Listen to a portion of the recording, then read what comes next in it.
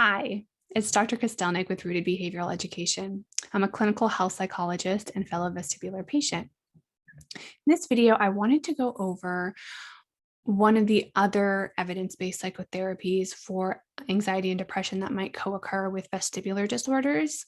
And this is so important because we know that people with vestibular disorders are 3 times more likely to experience anxiety and depression than someone without a vestibular disorder. So I talked in one video about CBT, so check that one out if you haven't.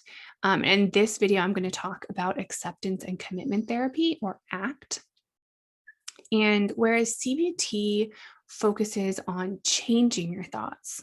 So we go in, we look at the situation, we look at the way you're thinking about it. We use something called cognitive restructuring, or coming up with a different way to think about the situation, and thus help decrease your mental health impact or the negative mental health impact. ACT focuses on changing your relationship with your thoughts. So ACT is called a mindfulness-based therapy, which means it's more focused on being present in the moment. And ACT is a bit more abstract and can be a bit hard to understand. It took me a really long time to be able to understand it, quite frankly. But the basic idea is that we have pain and we have suffering.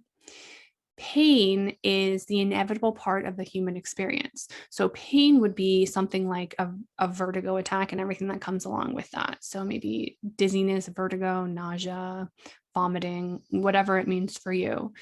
Suffering is all of the extra stuff we add on top of that by our use of language.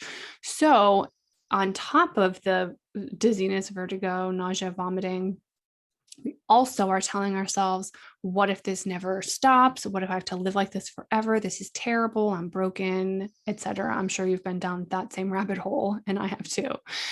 So ACT says pain is inevitable, but suffering doesn't have to be, if we can try to take out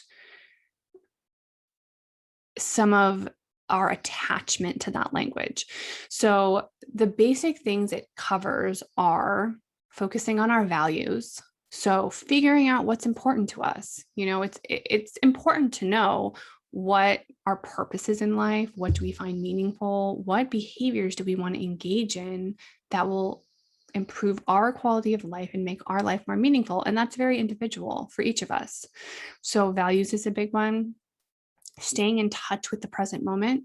So not worrying about, oh my gosh, if I would have done XYZ, gotten a diagnosis sooner, maybe my symptoms wouldn't have gotten so bad, or in the future.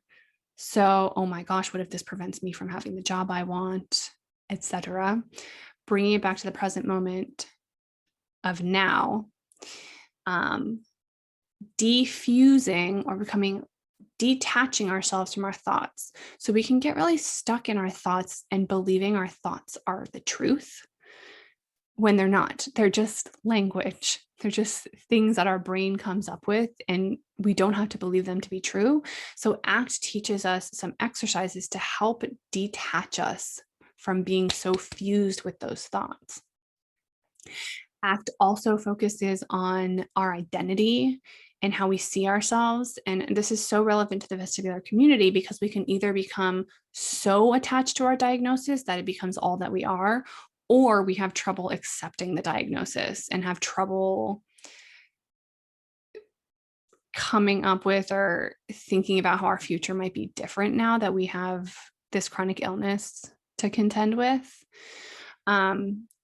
And then lastly, it focuses on avoidance. And I know I mentioned that in the CBT video as well, but it really is that important.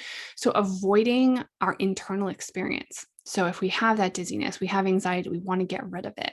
So it's escaping, it's avoiding.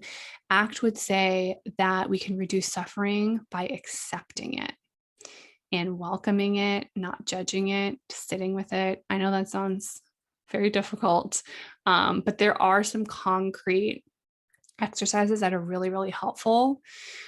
So just to kind of summarize, I know that this is a lot to take in and it's pretty abstract. Whereas CBT is focused on changing our thoughts, ACT is focusing on changing our relationship with our thoughts. So just a preview in terms of what that might look like. Instead of in CBT saying, okay, I'm catastrophizing, what's a more balanced way of thinking about it? ACT would say, I want you to notice the thought that you're having, and then I want you to put it on a leaf, on a stream, and watch it float by. So remember, that can kind of create a detachment from the thoughts. That's a very simple way to put what ACT is, but I hope that that gives you a little bit of insight. So again, CBT and ACT are the two evidence-based or most evidence-based psychotherapies for anxiety and depression with vestibular disorders. I hope this was helpful. If you have questions, you want to find me, I'm at rootedbehavioraleducation.com. I'm on Facebook, Instagram. You can email me at info@rootedbehavioraleducation.com, and we'll see you next time.